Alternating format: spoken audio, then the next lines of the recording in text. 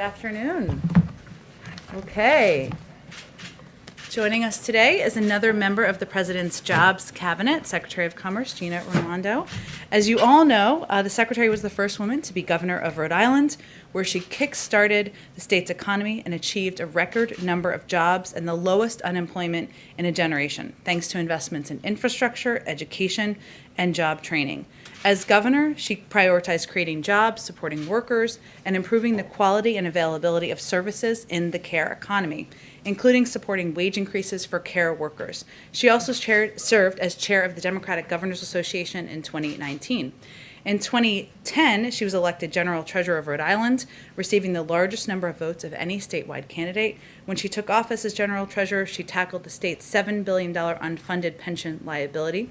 Secretary is focused on a simple but vital mission to spur good-paying jobs, empower entrepreneurs to innovate, and grow and help American workers and businesses compete. As always, she can stay for a few questions. I'll be the bad cop, and with that, we'll turn it over to the Secretary.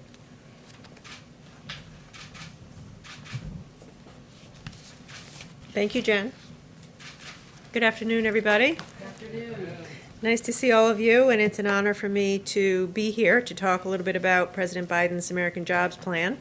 At its core, the American Jobs Plan is about making sure every American has the opportunity to get a decent job, a decent, well-paying job with dignity and has opportunity. It's a historic investment in America intended to create tens of millions of jobs, rebuild our country's infrastructure, and position the United States to outcompete China. Many have commented that it's large, it's bold, it's necessarily large, because frankly we're behind, and we've neglected for too long important investments in our infrastructure.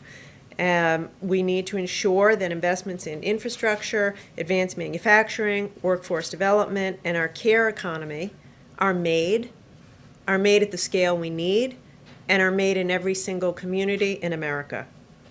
And as the President has led us to, is leading us to Build Back Better, that means we need to do so more inclusively and ensure that these investments that we are making in broadband, in housing, in the care economy, in water, are in every community in America, rural, tribal, urban, communities of color, and reaching everyone across America.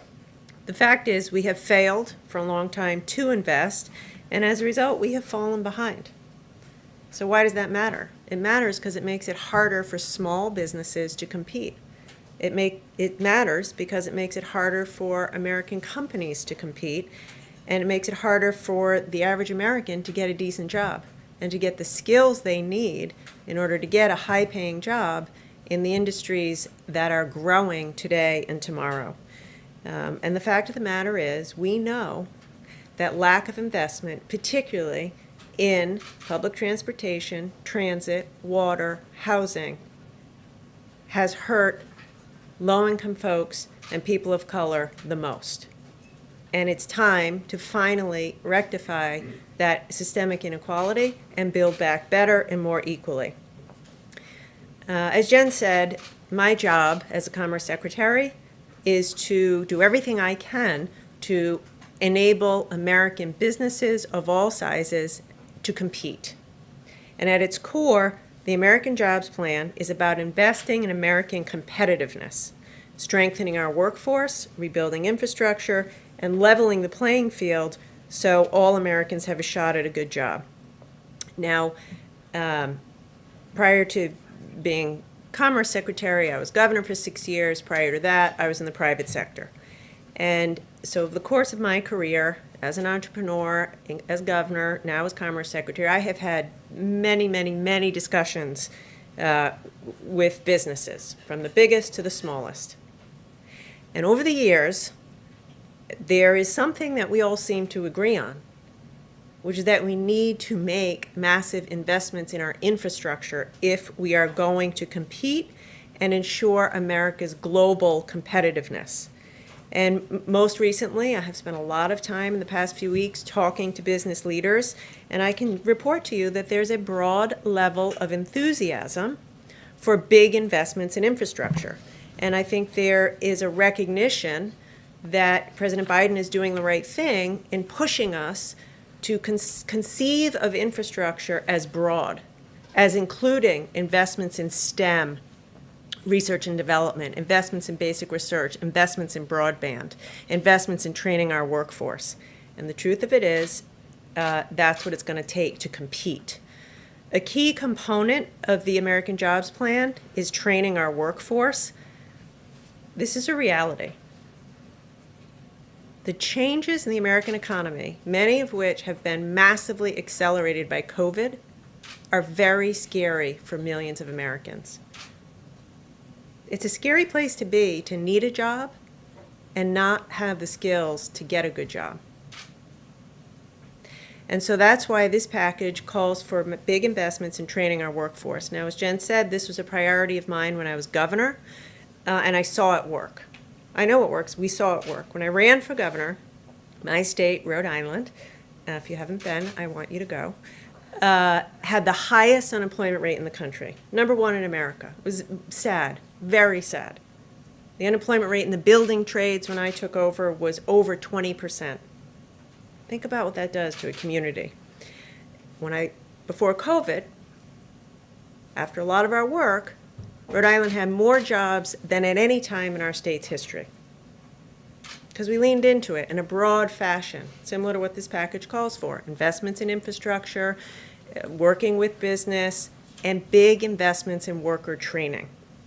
So the fact of the matter is, in order to compete, we have to have investments in apprenticeships, community colleges, STEM education, job training. My view is, if you have the guts in the middle of your career to go out and get some job training, to retrain yourself to get a new job, then we need to be there for you to provide high quality, demand-driven, affordable, if not free, job training.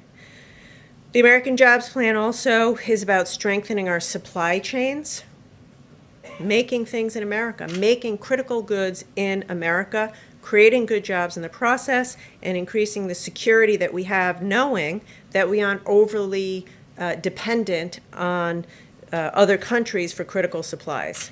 We saw that on full display in COVID. Every governor knows what it's like to be up in the middle of the night, can't get your hands on PPE or ventilators or medicine because they aren't manufactured in America. We also need to invest in domestic manufacturing, particularly for critical industries like semiconductors. We all know semiconductors are the building blocks of our future economy. And as we go through the data and digital revolution, semiconductors underpin so much of the new technology where we'll see job creation. So we are living through now a global chip shortage. We're seeing that hurt businesses in every sector, and so we need to strengthen our domestic supply chains. The American Jobs Plan calls for $50 billion investment in semiconductor manufacturing and research, as is called for in the Bipartisan CHIPS Act. Finally, we need strong investments in our broadband infrastructure. We've seen more clearly than ever before that high-quality, affordable broadband isn't a luxury, but it's a necessity for education, jobs, and healthcare. But millions and millions of Americans don't have access to broadband, particularly in rural communities. I finally want to address one last component, which is the investments in the care economy. You might say to yourself, why is the Commerce Secretary talking about investments in the care economy? Because it matters. It is core to our competitiveness. In order for you to be able to go to work, you need to know that your loved one is being taken care of. And also, we have millions and millions of women, mostly women of color, working full-time, caring for our loved ones, living in poverty. It's time to make those investments so they can have a dignified job and so that we can shore up our communities. As Jen said, I did a lot of work of this as governor, and it's something that I'm very proud of President Biden and to be on the team of a president who's investing in the care economy. So fundamentally, this plan invests in American workers and businesses, small and large alike, so they can compete and win in the global marketplace. And I'm psyched to talk to you about it and proud to be on the team that's going to get this done. All right, Kristen. Thank you, Jen. Thank you, Secretary Raimondo, for being here. As you know, some Republicans have looked at this plan and said if you increase the corporate tax rate overall, in the long run, jobs could be eliminated. They cite one study, the Tax Foundation, that says that increasing the corporate tax rate will eliminate 159,000 jobs over the next 10 to 30 years. How do you respond to that criticism that in the long run, this plan kills jobs? I don't agree with that assessment. So a few points. First of all, every business leader I talk to, big and small, agrees we must make these investments in infrastructure in order to compete. If we don't invest in semiconductors, we're going to fall further behind. If we don't invest in job training, we're not going to have the workforce that businesses need to compete. So it's essential that we make these investments. With respect to taxes, there is not a shred of evidence to show that the cuts in 2017 increased growth or productivity. Actually, very little of it went into additional R&D. So the fact of the matter is the corporate structure today is broken. Many companies don't, large profitable companies pay no corporate taxes. So I'd like to think we can all agree that it needs to be improved, level the playing field, close the loopholes, and have a discussion around how we do this together to improve competitiveness. If it is raised to 28%, though, that would put the U.S. at one of the highest in the world. Does it have to be 28%? Would you go lower? Could you accomplish the same thing if the tax rate weren't raised to 28%? So there is room for compromise. Like, that is clear. The president has said a few things. We have to get this investment done. He's charged us to work across the aisle and in a bipartisan way, and we need to pay for what we're doing. Like, our proposal is to invest in 8 years and pay back over 15. Now, we can have a discussion about that. Should we pay it back over 20 instead of 15? Is the rate not quite 28? Is it something, lower? So we want to compromise. What we cannot do, and what I am imploring the business community not to do, is to say, we don't like 28, we're walking away, we're not discussing. That's unacceptable. Come to the table and problem solve with us to come up with a reasonable, responsible plan. Thank you. Mario. Thank you, Madam Secretary. 2 questions for you. On the infrastructure side, how do you target and make sure that those projects help minority communities? I'm thinking of the situation in Jackson, Mississippi, for example, Flint as well. And then my other question is, how do you make sure that minorities are the beneficiaries of these jobs, right? There's been a long history of programs that were built to help minorities. I'm thinking of opportunity zones with the last administration that didn't ultimately help minorities. Yeah, really good question. 2 things. So, again, the president's been very clear in this. This is about equity in everything we do. And I can promise you, as Commerce Secretary, like right now we have $3 billion from the rescue package to invest in communities. I promise you now, equity is front and center. And that's why I was saying we have to get the money everywhere, rural, tribal, urban, and prioritizing those who have been left behind. With respect to the job training, I can fall on my own experience. We did a Back to Work Rhode Island job training initiative. And we said we're going to make sure it's equitable. More than half of the people trained were women. More than 25% were people of color. If you commit yourself to it, which is what we will do under the president's leadership, we will make sure to make up for the fact that, as you say, in the past that hasn't been done. Alex. Thank you. What is the status and direction of the China tech policy review? And more specifically, what about TikTok? Yeah. So I'll say quickly, we need to play offense and defense. The jobs package is offense. Invest in America, competitiveness, so we can play offense. A lot of the tools that Commerce has are defense. The entities list, tariffs, et cetera.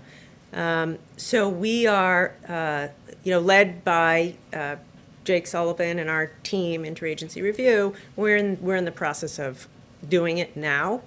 A lot of people have said, is Huawei going to stay on the entity list? I have no reason to believe that they won't, but we're kind of in the middle of the overall review of China policy.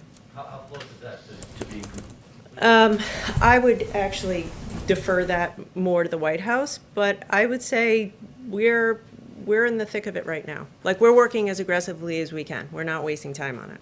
Thank you, Secretary. Just hoping to draw on your experience as governor regarding the virus. The White House and the President have been calling on governors across the country not to roll back virus restrictions, business capacity limitations, and the like. Yet many, including many Democratic governors, have rolled back those policies steadily, even as cases have risen. You face some of these struggles as governor. Can you speak to a little bit what those governors are facing, and how would you advise them to balance their, maybe the pressures at home versus the federal guidance here to keep those restrictions in place? So it's a tough spot. To be a governor in America today is a challenge, and everyone's trying hard. I would say, first of all, they are so lucky that President Biden is in office now after what we lived through last year. Secondly, follow the president's lead around vaccinations. The administration's doing a fantastic job getting vaccinations out the door. And I think that it's a balance. Listen, every governor knows what's going on in their community, and I think we have to respect that. They see what's going on in their community. Having said that, I would say, the Biden administration is focused heavily on vaccinations and has a fantastic strategy, and I would just encourage governors to lean into that, vaccinate people as quickly as possible, and don't jump the gun. I am not going to tell governors what to do. I just have lived it, and every time you jump the gun, you live to regret it. So vaccinate.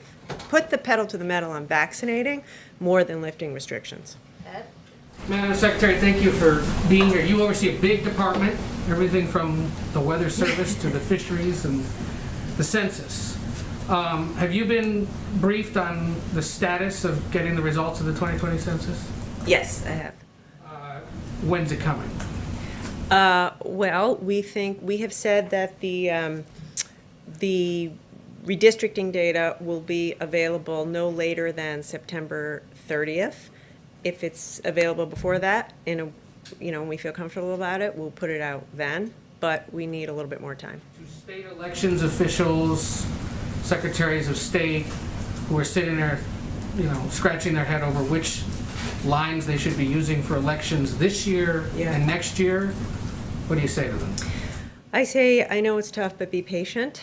Last year was a once in a lifetime pandemic.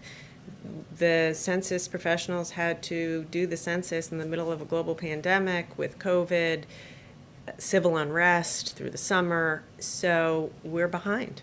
We are behind. But my direction to the team is we have to get it right. So having been a local politician, I hear them. But the fact of the matter is, it is so much better to wait a little longer and have accurate data that we all can trust.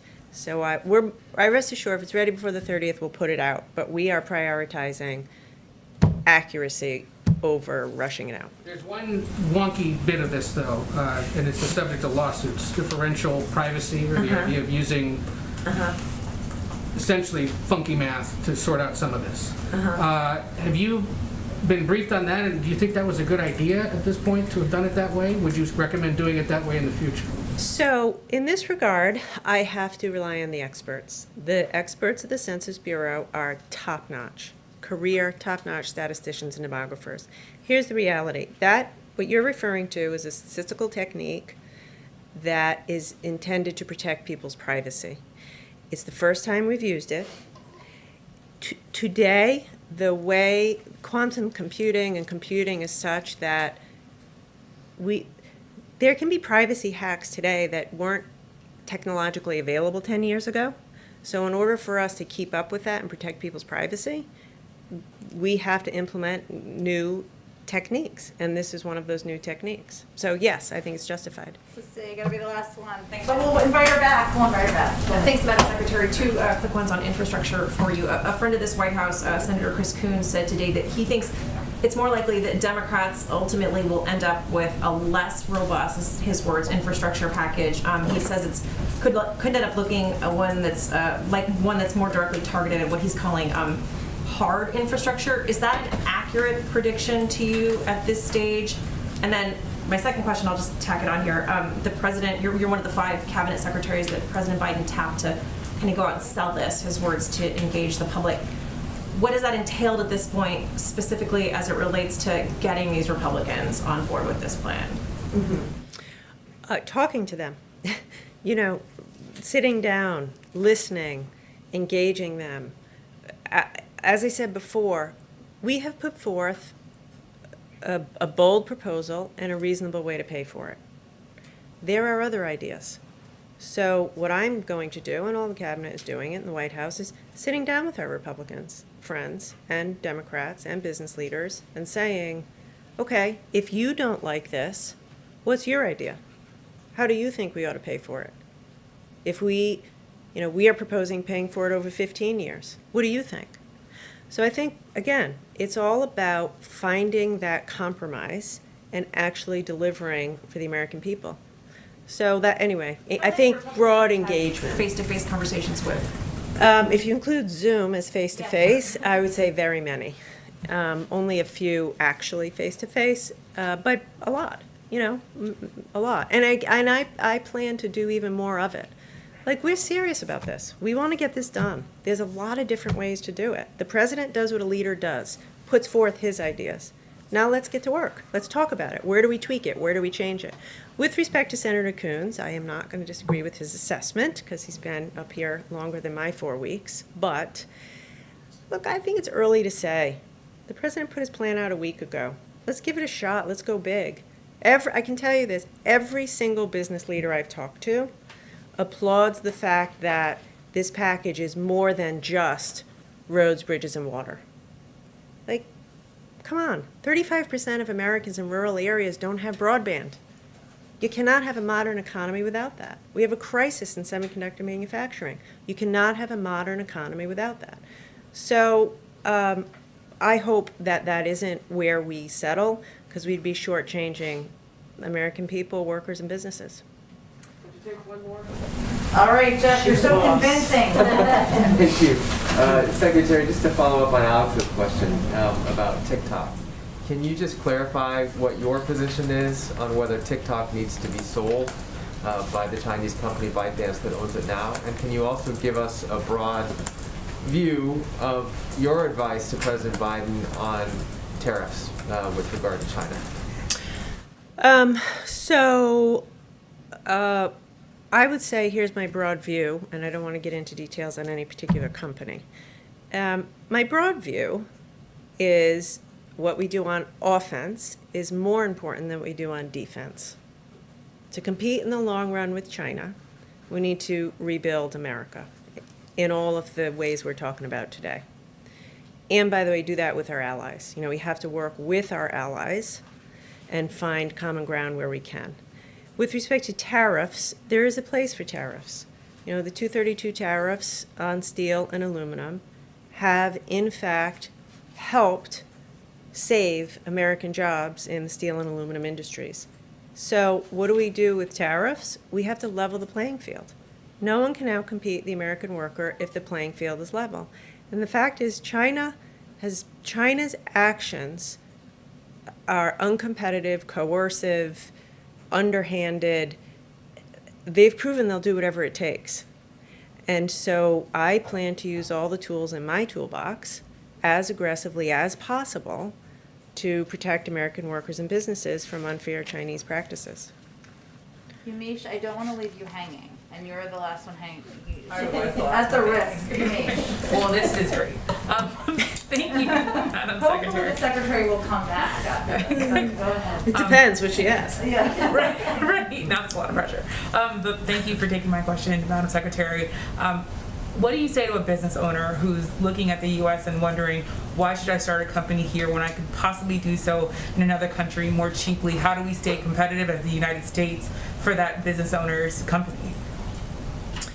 So I'd say a few things. One, you cannot get better than American workers, American ingenuity, American innovation. Two, this jobs plan will enhance American competitiveness.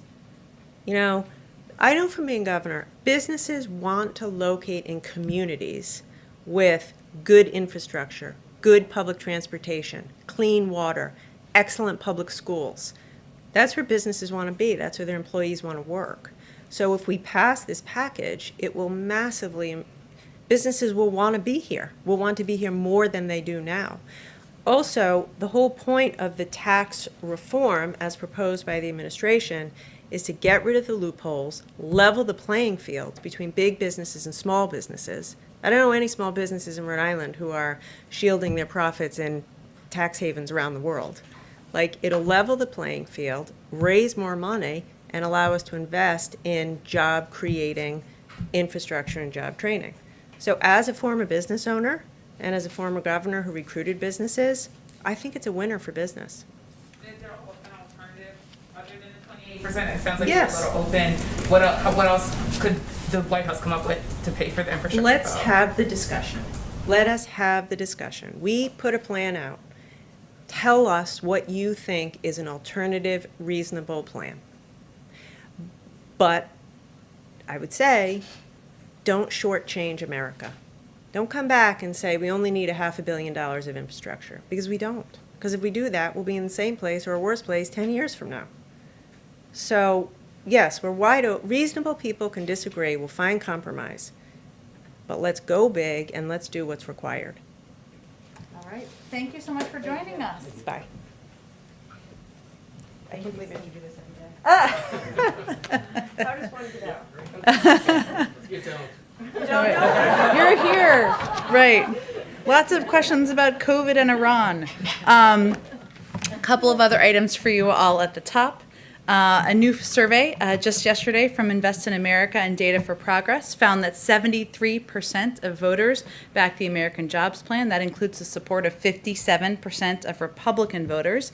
Digging into the numbers shows just how broad the support is. 68% of independents, 64% of Republicans back the president's proposed investment in the care economy, something the secretary just talked about quite a bit.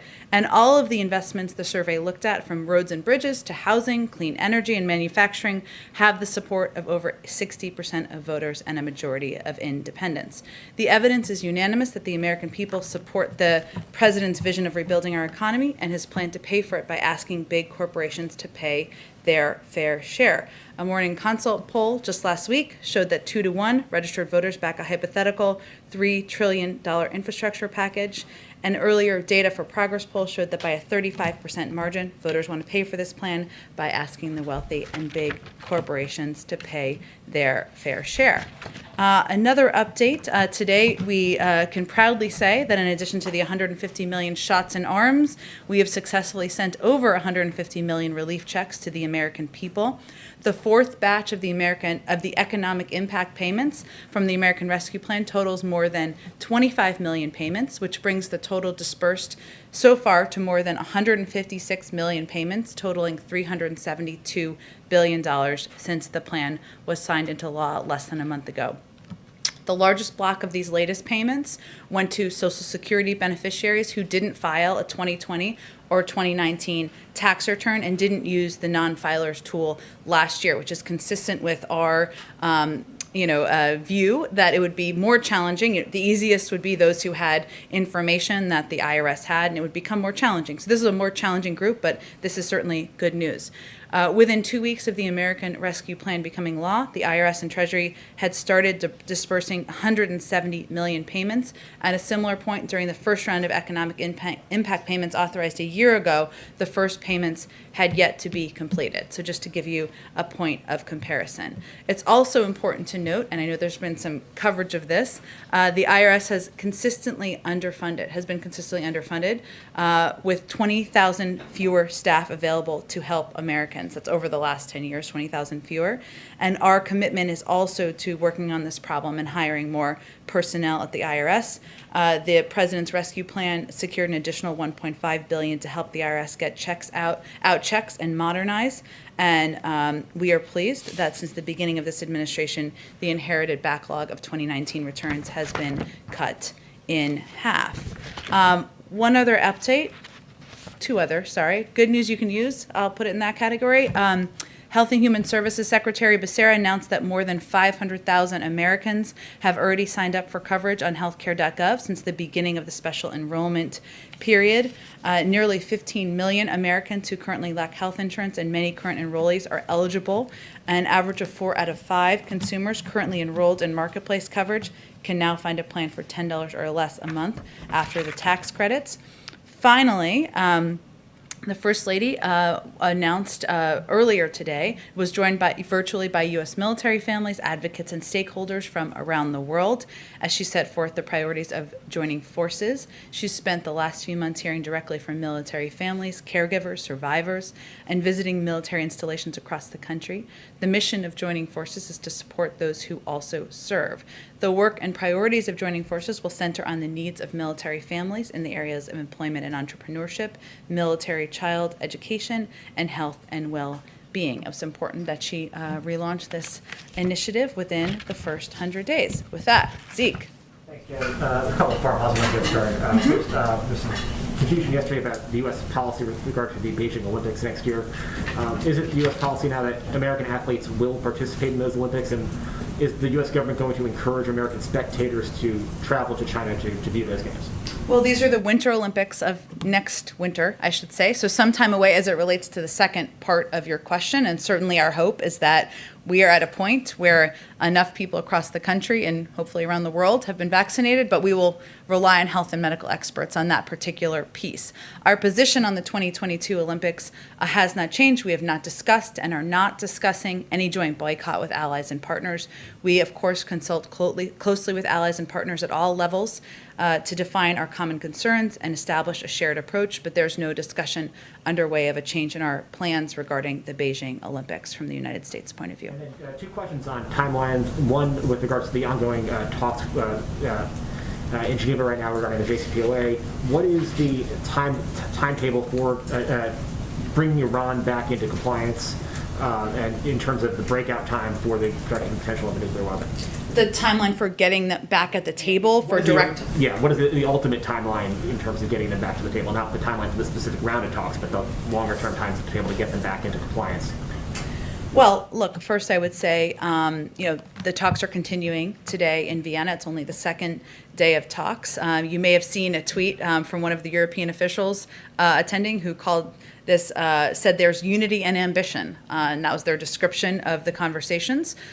This is just a constructive early step. We're at the earliest part of the process here. The primary issues, as you know, that will be discussed are both steps that would need to be taken for Iran to come back into compliance and the sanctions relief steps that the United States would need to take. But we expect these conversations to be difficult.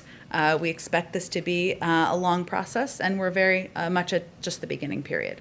There is time from the U.S. perspective for these talks to continue. Is that months? Is that years? What scale are we looking at? I can't put a timeline on it, Zeke. We do feel, of course, that diplomacy is the right way to approach this challenge, that doing that in coordination and close cooperation with our partners is also exactly the right approach. That's what we're doing and what we're focused on now. It is a good sign and a good step that we are engaged in, even though these conversations are not direct at this point in time. But again, we're at the beginning of the process. I expect they may have more to read out once they complete this round of talks. And the second timetable question, we heard the president talk a lot about when Americans will be eligible to get vaccinated. What is the president's timetable by which point all Americans should have already been vaccinated? What is his goal, his deadline for Americans to actually get the shot in arms? Well, there's a role that the federal government can play, led by the president, of course, increasing the number of vaccine supply we have. He's done his job in that regard. We're going to have enough vaccine to vaccinate, more than enough, I should say, every adult American by the end of May. He has increased and invested in the number of people we have as vaccinators, increased the number of vaccination sites around the country, more than doubling the number of pharmacies, investing in mass vaccination sites, investing in community health centers. It is now incumbent upon the American people to do their job and continue to mask up, get the vaccine when they're eligible. We, of course, just launched a massive public campaign that is both paid media as well as investment in community organizations. But I can't make predictions for you here. That is going to be determined in large part by the American public. So the president's timetable of July 4th activities, gatherings in the backyard, is independent from the rate of vaccination in the American public? Well, I think what you were asking me is when he expects, if I heard the question correctly, the vast majority of the American public to be vaccinated. And what I'm conveying to you is that there's a role for the government to play, many roles for the government to play. We are moving forward on all of those fronts. But there is also a role for the American people to play, and that question will be answered in part by whether people get the vaccine when they are eligible. As it relates to July 4th barbecues, I mean, you can see the numbers that are reported regularly on vaccinations, the percentage of the public that's vaccinated, where we've seen success in different communities. Those are all numbers that are reported. What he's talking about is the ability to have a barbecue in your backyard with other people who have been vaccinated. That is not mass gatherings. That's not the same as having the entire public vaccinated. Go ahead, Jeff. Jack, can you confirm that the Biden administration plans to restart aid to the Palestinians? I expect the State Department is going to have more specifics on this later this afternoon or right about now, so I will leave it to them to lay out the details for you. Okay. We talked a little bit about taxes with the secretary. Yeah. Amazon said yesterday that it supports an increase in corporate taxes, which was interesting because the president had singled Amazon out specifically. Has the White House reached out to Amazon, and/or has it reached out to other companies in corporate America to try and boost support for this plan? Well, we have certainly reached out to a range of groups, obviously elected officials, large businesses, small businesses, rural and agricultural stakeholders, climate groups, local chambers of commerce, faith leaders, Black, Latino, and AAPI leaders, community college groups, and more. We've done a lot of calls, a lot of Zooms around here and across the administration. It's my understanding Amazon did join a call with 20 other groups, carriers, and businesses as part of our outreach to a range of companies of many sizes across the country about what was being proposed and about the specifics of our proposal to pay for it. Okay. Last one, which is a little wonky. Okay. It's a South Korea company called SK Innovation. Okay. Is threatening to pull its construction of a battery plant in Georgia over a trade dispute. If you're familiar with that, the president has an April 11th deadline to intervene, and I'm curious if he plans to.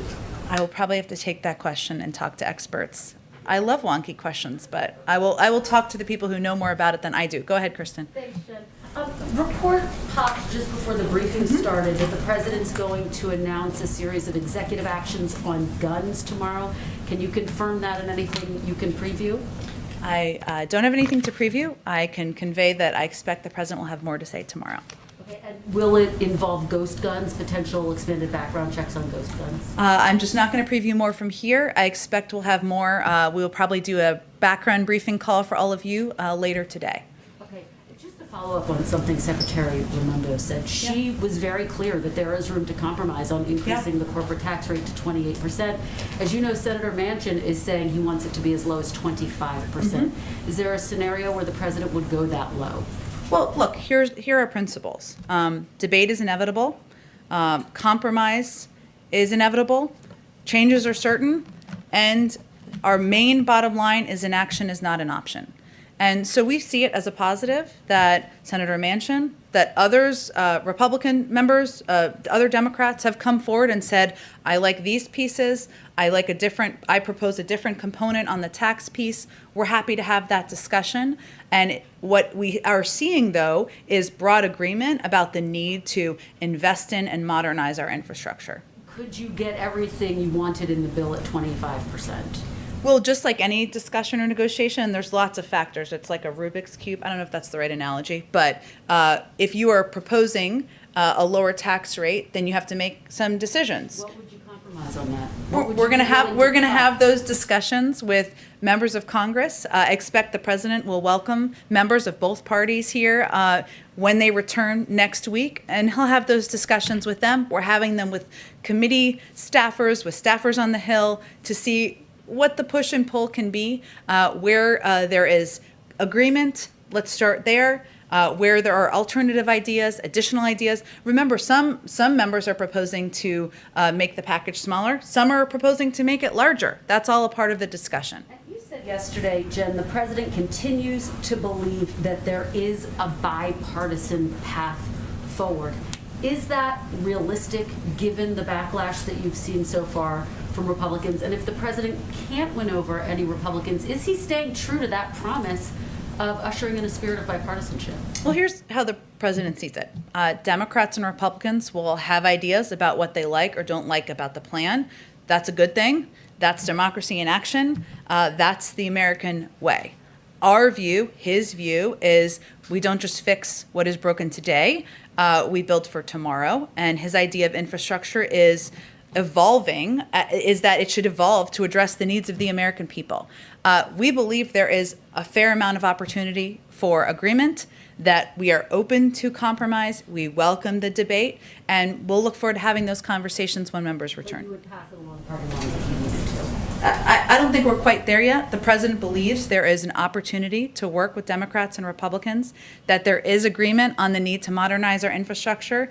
There is agreement that we need to do more to compete with China. Let's start with areas where we agree and have a discussion from there. Go ahead. Two things, and thanks for confirming the timing on guns specifically.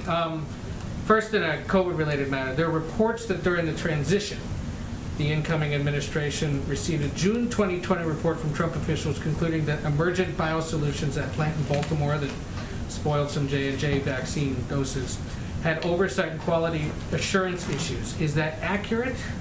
And if you guys had this report before taking office, why were steps not taken sooner regarding that facility? Well, first let me say that the facility is not approved by the FDA. That's in fact the process working, and the FDA is taking a look at whether any manufacturing facility meets the standards that would be required to produce and put out doses that will go into the arms of the American people. There are not a broad swath of options for manufacturing facilities across the country. So HHS and others can give you more specifics of what the options are that are available. But our focus is on getting vaccines produced, distributed in the arms of the American people, and to relying on the process that is in place by the United States government. We have one of the most stringent set of review processes in the world. So in our view, this is the process working. We remain on track to have the number of doses, enough doses to vaccinate the entire, all adult Americans by the end of May. This has not impacted that. I don't hear you, though, confirming or denying that report. I'd have to check on the specifics of the receipt of a report, but again, it's still not approved by the FDA, the manufacturing facility and the site. And then Amnesty International says that Alexei Navalny is being incarcerated in conditions that amount to torture and maybe slowly killing him. Is there any reaction from here regarding that? Also, you said on February 23rd, I think you've said a few times since, that it would be weeks, not months, before the Biden administration responded to the SolarWinds hack and other Russian misconduct. I also recall you telling us some of it would be seen, some of it would not. Any updates on all that? Weeks, there's lots of ways to define it. There are Still lots of weeks. ways to define it. It is still weeks, not months away. I don't have an update on the exact timeline. I will say on the reports you referenced of Mr. Navalny, we are disturbed by reports that Mr. Navalny's health is worsening, that he's on a hunger strike to demand access to outside medical care. We urge Russian authorities to take all necessary actions to ensure his safety and health. So long as he is in prison, the Russian government is responsible for his health and well-being. We will continue to monitor the situation closely. I would also reiterate that we consider Mr. Navalny's imprisonment on trumped-up charges to be politically motivated and a gross injustice, and we stand with like-minded allies and partners in calling for his immediate release, as well as an end to the persecution of his supporters. Go ahead. Thanks, Jen. Quick one on Senator Coons' comments from this morning. He also said today that if it's clear by Memorial Day that Republicans aren't willing to get on board with this, that at that point Democrats perhaps just roll this into a big package and move on. So is that the timeline for this White House as well, that Memorial Day is the decision the deadline to sort of make this decision to fish or cut? I'm not here to set a new deadline from here. We would like to see progress by Memorial Day. We would like to see the bill passed this summer in order to get these vital investments out into our economy and out into rebuilding our infrastructure across the country. I will note that there are a range of points of view. As I said in response to Kristen's question, some feel this package should be smaller. Some are calling for a larger package. Some believe that it should be paid for in different ways. Senator Coons is one of those individuals who will certainly have a role to play in having these discussions, but it's important that we allow the process to play itself out, have those ideas put forward, have debates, have those discussions, and we'll see where we go from there. I have a couple questions on immigration, if I may. Sure. Is the administration considering restarting some construction on the border wall to plug in holes in gaps of areas where the construction stopped after the president took office?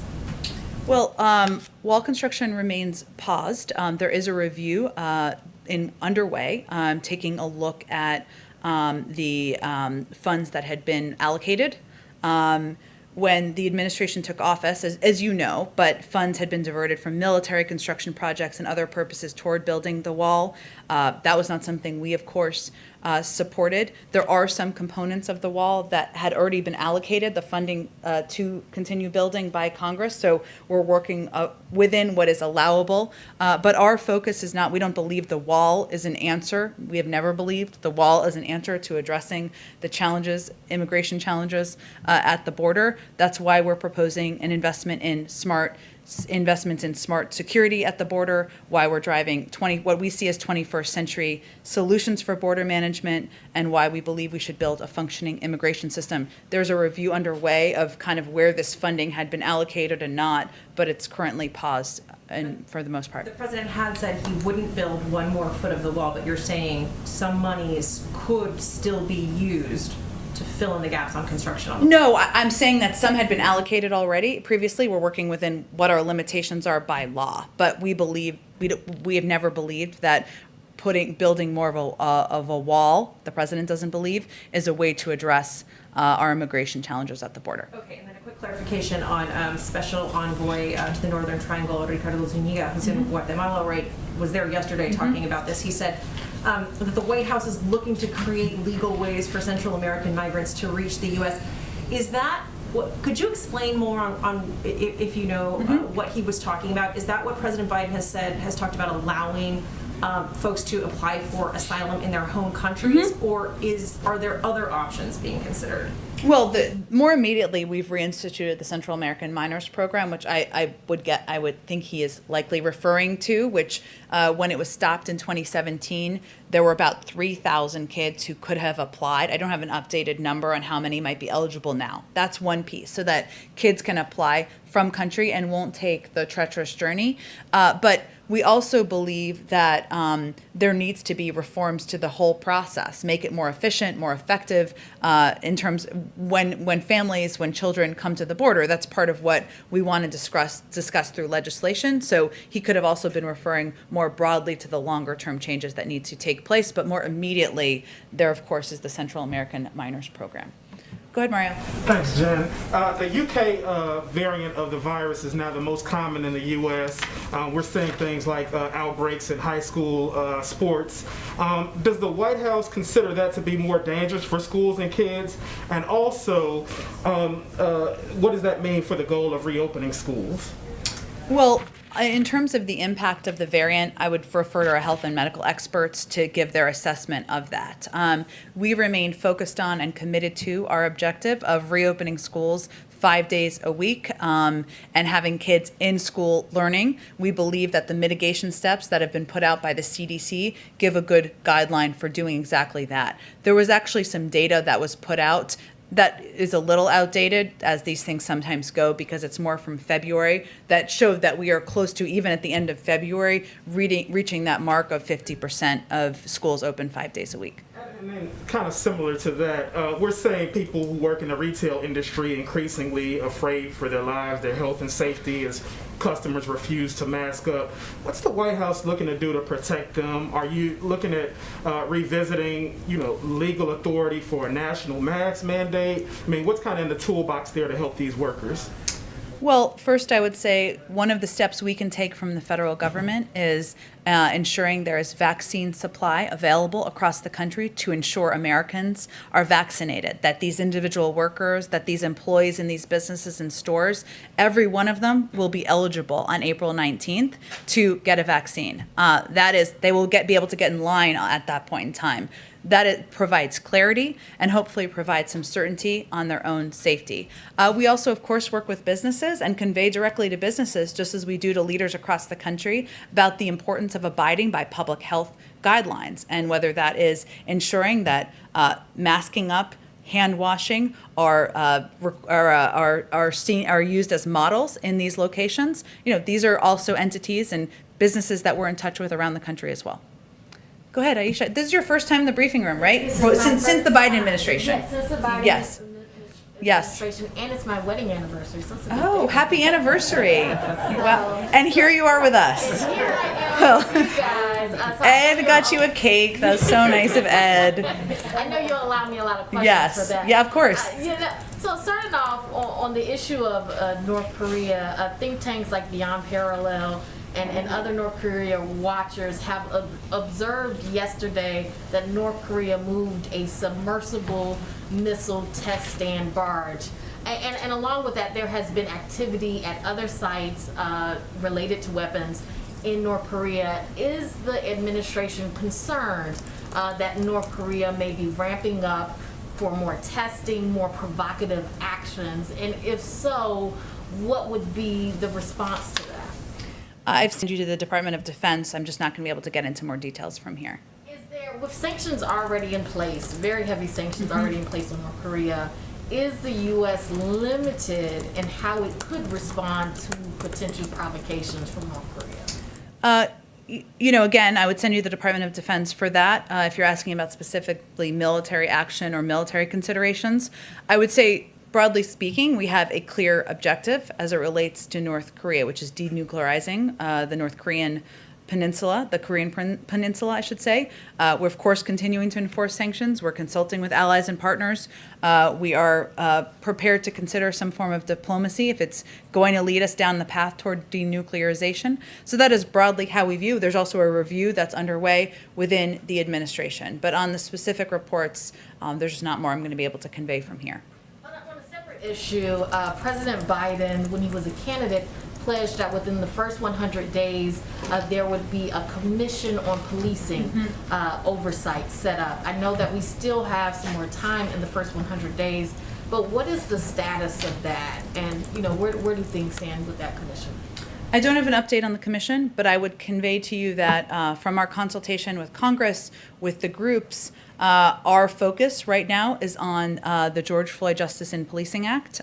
We believe we must continue to press ahead to pass meaningful police reform. The president would love to sign a piece of legislation, would love to have it on his desk. We're encouraged by some of the engagement we've seen, pleasantly surprised in some cases, in the Senate, and that is where we feel we can have the most impact at this point in time. So is the commission still on the table, or is that something that is not being thought of right now? I just don't have an update on it, but we are focused on working with members, with advocates on many sides of this debate on how to move things forward, and we feel the George Floyd Justice in Policing Act is the most constructive, effective, impactful way to do that.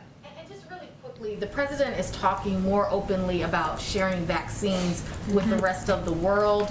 Why is that? And how soon does he think that the U.S. will be at a point where he feels confident sharing more of the vaccine doses with the rest of the world?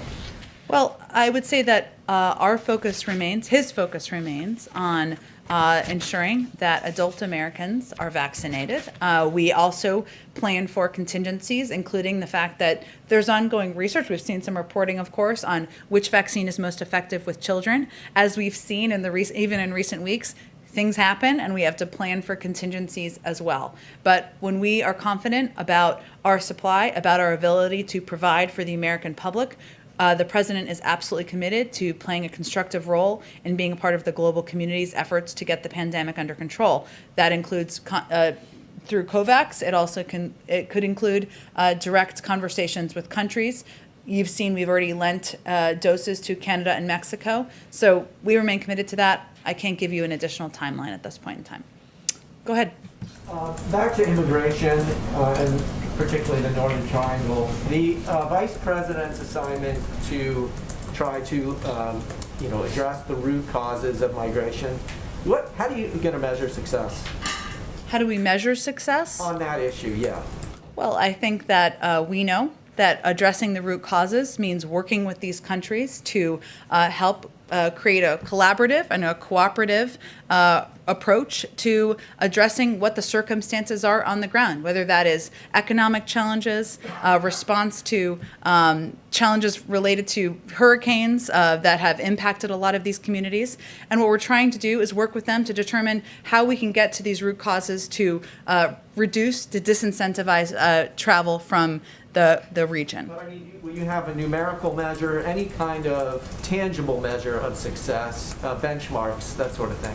Well, I think as everybody who's followed this for some time knows, this is about addressing these causes over the long term. Unless we address root causes in these countries, we are going to see the same cycle of rushes to the border year after year, as we have seen in 2014 and 2018 and 2019. So we're going to look to how we can work with these countries through diplomatic means. The president has also proposed $4 billion in assistance and aid through his immigration package. And of course, the vice president and our diplomats will be engaged with these countries to determine how we can best help to prevent these rushes at the border in the future. But there's no benchmark specifically, like, we curbed by X or Y% over some We're talking about how we address this over the long term and how we reduce the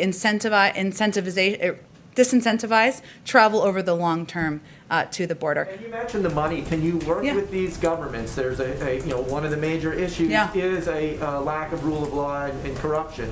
Yeah. You're absolutely right. And the president has talked about this as well, and the need to sometimes work with organizations, work with local groups, find ways to avoid getting the funding in the hands in some scenarios of corrupt governments, and that will certainly be part of our approach. Go ahead. Yeah, go ahead. Yeah, go ahead. Depending on what poll you look at, about half of Republican men say they won't be getting the vaccine. Experts say that a major reason that any group would be vaccine hesitant, would be because of trust. I think it's probably fair to say that President Biden and the administration has a long way to get this group to trust him. Two questions.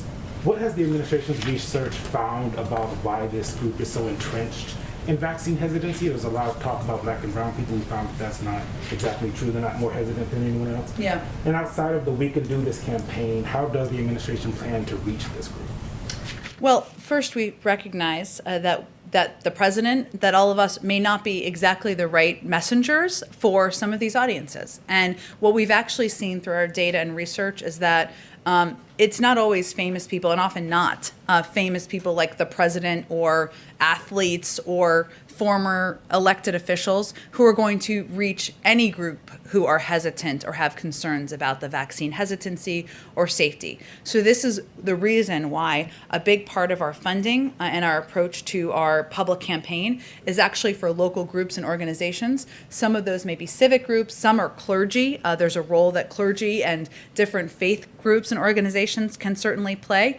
And some of these are just simply local doctors and medical experts who are more trusted voices in different communities. So what we're working to do is empower local sources, empower local authorities, medical experts, civic leaders, clergy in some cases, to be the communicators about the effectiveness and the efficacy of the vaccine.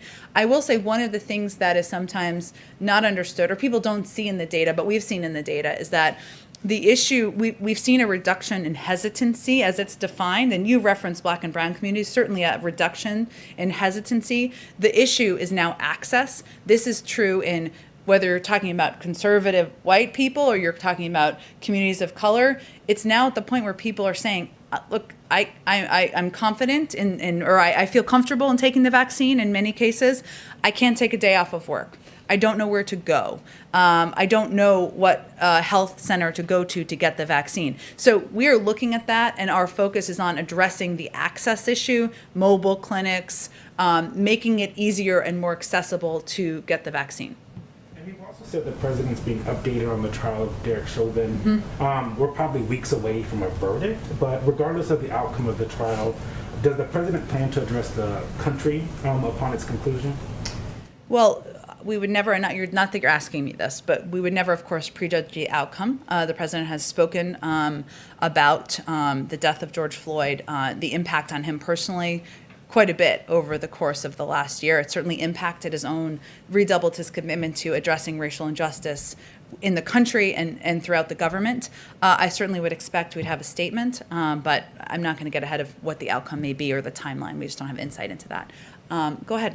Thank you, Jen. I'd like to pick up the line of questioning on immigration and the border. Okay. And ask you two rather quick follow-up questions about some other topics. You always like yes or no questions. I don't know if they're yes or no. Well, Go ahead.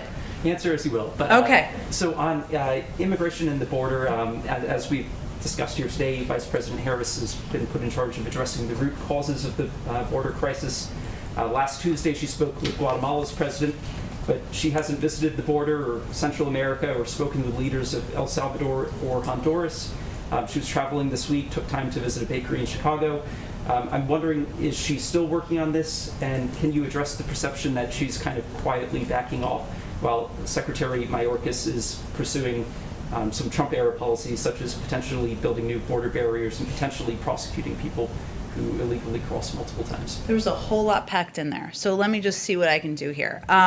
First, I would say the vice president was visiting Chicago actually to talk about COVID and the importance of communities getting the vaccine when it's available and accessible to them. And so while she was there, like many Americans, she got a snack. I think she's allowed to do that. But she was there to talk about COVID and play a role, as she's playing a significant role on our efforts to address vaccine hesitancy, communicate with the public about how we can do this, and it's imperative to get the vaccine when it's available. Second, I would say that yesterday, and this was actually a statement put out by her team, USAID announced the deployment of a DART team. We only have these in a couple of places in the world, so this is fairly significant, to respond to urgent humanitarian needs in Guatemala, Honduras, and El Salvador. This is meant to help address the immediate humanitarian needs, whether it's drought, food insecurity, ongoing COVID-19 pandemic, and this is in communities that are still recovering. So that is actually an announcement made by the vice president's team earlier today. This is absolutely an issue that she remains committed to, is in the lead on. The Northern Triangle, which I'm sure you're aware of, but is not the same as the border. They're all related to each other, but addressing being responsible in the lead on the Northern Triangle is working with these countries in the region, addressing the root causes, working with them on how we can address issues like long-term food insecurity, drought, the COVID-19 pandemic, hurricanes, etc. That's what she's focused on. I don't have an update on when she'll travel. I'm sure it will be soon. She's still working on this issue very much. Well, they wouldn't be putting out a statement this morning if she wasn't, would they? My two other questions, I'd like to circle back to something that a colleague asked in this room a few weeks ago. They asked about a request by about 36 Democrats in Congress for President Biden to relinquish unilateral nuclear launch authority. I believe at the time you weren't aware of that request, and I was wondering if you've been able to get an answer from the president on that. I don't have anything more for you on that. And my third question, if I could. According to a report yesterday in Axios, we may soon have a prominent transgender gubernatorial candidate. It would be a Republican, Caitlyn Jenner in California, and I'm not asking. Are you announcing her run? No, I'm just announcing the Are you Axios working for her? report. I'm not. Okay. I'm not, but and I'm not asking you to endorse anyone, but I was wondering if the White House welcomes this apparent LGBT milestone. We certainly would welcome the freedom of any human participating in the democratic process to run for office, of course, and including, of course, transgender members of our society. Go ahead. Thank you. I just want to ask if the budget rollout is still going to happen this week, and secondly, is it accurate that debate or discussion about defense spending is what's holding it up. That is not accurate. We know you all are eager to have the discretionary guidance, and it certainly will give some insight into the president's priorities and the priorities of this administration. We hope to have that out very soon this week, but I don't have an exact date for you quite yet. It sounds like it could possibly slip into next week. Is that I think we're hopeful it will be out this week. And then just to follow up on the Olympics issue, understanding what you said, the U.S. position, however, is still that China has committed genocide. Yes. Doesn't that demand some sort of response or action from the U.S., and what will the U.S. need to see before it fully participates in the Olympics? Well, I would say first, just to be very clear and reiterate, our position has not changed in our planned participation. However, we are working, of course, on, as we would be on any issue, in coordination with our partners and allies, about a range of concerns we have with China's behavior and their actions, including the genocide of Uyghur Muslims in China, including actions that China has taken as it relates to economic and security steps. And so that is something we would do in partnership and coordination with our partners in the region. Just like any relationship, there are areas where we feel we can work together, areas where we have great concerns. We voice those. We don't hold back on those, as the president did in his call with the president. Go ahead. There's probably a couple questions. The first is, there are some studies that show that Black Americans have half the vaccination rate of white Americans, and I wonder why the administration is not setting hard numbers with their equity goals. How do you measure success if you don't put actual numbers next to the goals? I would have to check those numbers. I'm not challenging them. I just would have to talk to our COVID team about those. As you know, equity is central to what we do, COVID and addressing the pandemic, and ensuring we are taking steps to address getting the vaccine out to communities around the country is central to our focus. We are constantly monitoring where the vaccine doses are going and that they're equitably distributed. That's something, every vaccine is marked in boxes. We saw this at Pfizer. It's very cool, actually. We've monitored that closely. We monitor the uptick in outbreak and COVID rates in communities and see how it's impacting different communities. We work directly with governors to help address where there are upticks in communities and where we see there are communities that are not getting ready access to the vaccine. And we've actually adjusted, in some cases, our approach and our strategy.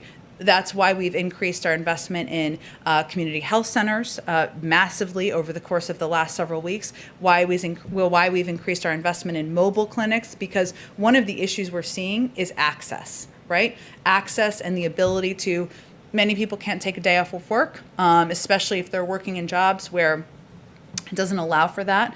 We want to bring the vaccine to people as frequently as we can. So what I would tell you is that we are constantly adapting and adjusting our strategy to areas where we see that we are not effectively addressing distributing the vaccine equitably. That is central to our focus and will continue to be. Just to reiterate, the question was, why not set hard numbers? There's 100 million for the first 100 days, then 200 million. Why not say we want to see 20% or 30% of Black people, Hispanics? Why not put numbers by your equity goals?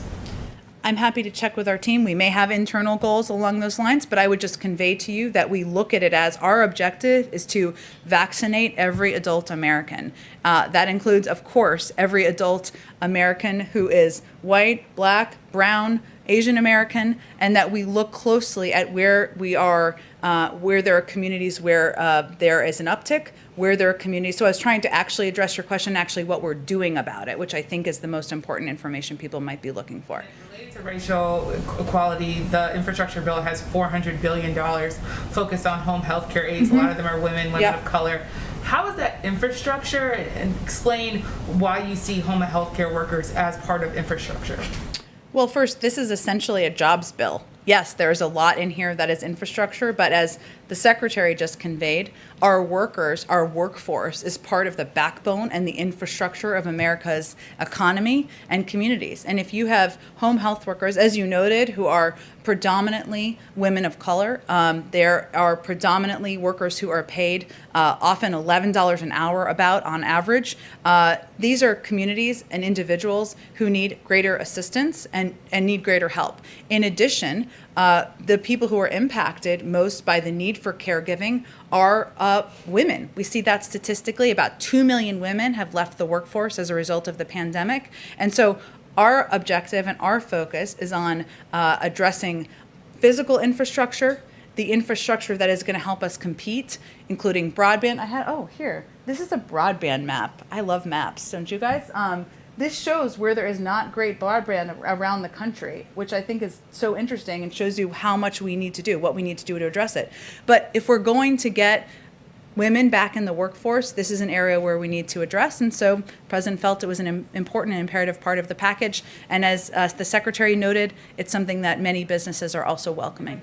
Two quick questions. They're one's a yes or no question. Sure. President Biden has indicated that Beau Biden's cancer was likely caused or linked to burn pits. This is a question from our foreign team. Does President Biden and the White House support the bill Senator Gillibrand and Senator Rubio have sponsored related to burn pits? I'll have to look more specifically at the bill. He has talked about this quite frequently, including when we were in, I can't remember what state, where he visited the hospital. I don't remember.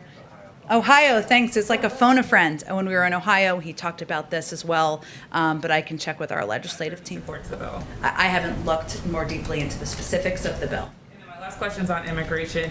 The Family Reunification Task Force, as of now, is saying that it hasn't reunited any families because they're still sorting through the system.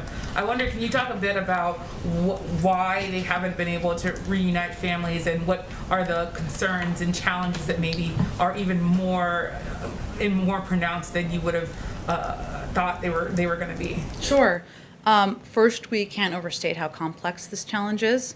The prior administration did not have a system in place to track the children and parents who were separated. They also, of course, separated them themselves. But the task force has been in place, as you know, for about 2 months. The focus right now in this period of time has been reviewing thousands of records, and a significant number of issues have come up in these existing files, including incorrect dates and names. They are working to establish a database of families who were separated and working to find previously unidentified separated families who are eligible to receive benefits through the task force. And they've also identified over 5,600 new files that were not reviewed and have begun the process for reviewing and cross-checking those files. The task force is also working very closely with the ACLU to process identified families so we can reunite them as swiftly as possible. They'll have a full report that's due on June 2nd. So you're saying, what's the delay in it being so? What makes it so hard to reunite families while they're doing that? Well, I think the biggest challenge is that there's a lot of inaccurate information. There was not an accurate database. We've seen inaccurate names, inaccurate dates. Again, we're working very closely with the ACLU, and we're working to move it as quickly as possible. Go ahead and back. Thank you, Jen. You said earlier that the White House recognizes that some of you may not always be the right messenger to some of these individuals who are reluctant to take the president's advice on getting vaccinated. The president said yesterday there was a category we didn't exactly identify, but he gave Senator McConnell credit for talking to those people. Did the president ask his friend Senator McConnell to help him out on trying to make a pitch to those people who are not who are reluctant to follow the president's lead on this? And has he asked other Republican pals of his to do the same to help out? I don't have any calls to read out or asks from the president, but I would just reiterate, we certainly do think it's a good step that Senator McConnell conveyed the importance and the efficacy of taking the vaccine, but also across the board, all of our data shows that the most effective voices are local doctors, civic leaders, and clergy, others who are trusted in communities, and that's really where our primary focus and the president's primary focus is. One in the back. Will President Biden appoint a special envoy for the Israeli-Palestinian portfolio? If so, when? And if not, why? I don't have any personnel announcements to make here. Of course, the president believes that the only solution is a two-state solution, but I don't have any personnel or specifics to outline for you from here in addition. Just one quick thing that happened here while we were sitting here. I don't know if you guys have this yet or not, that apparently the president called King Abdullah of Jordan, that Have you guys confirmed that yet or no? I think it's been happening, it sounds like, as we've here. We'll have a robust readout, and we'll get that out to all of you guys. Go ahead, Kristen. Thanks. Jen, has the president seen the video of the boy who came here from Nicaragua, abandoned, alone, crying to Border Patrol agents? If so, what was his response? I don't have any response from the president directly. What I can convey is, for any of us who have seen that video, it is heartbreaking. It's a reminder of how treacherous the journey is, and it is a reminder of how important and imperative it is that we put in place reforms to our immigration system, that we convey clearly how dangerous this journey is, and that we take steps like the Central American Minors Program to make it possible to apply for another Given country. what's happening at the border, why hasn't the vice president visited yet? Visited the border. I don't have any trips to outline or preview. What our focus is on is solutions and ensuring we have more beds, we're making the processing more efficient and effective, and that we are addressing this in a humane way that keeps these kids as safe as we possibly can. Thanks, everyone.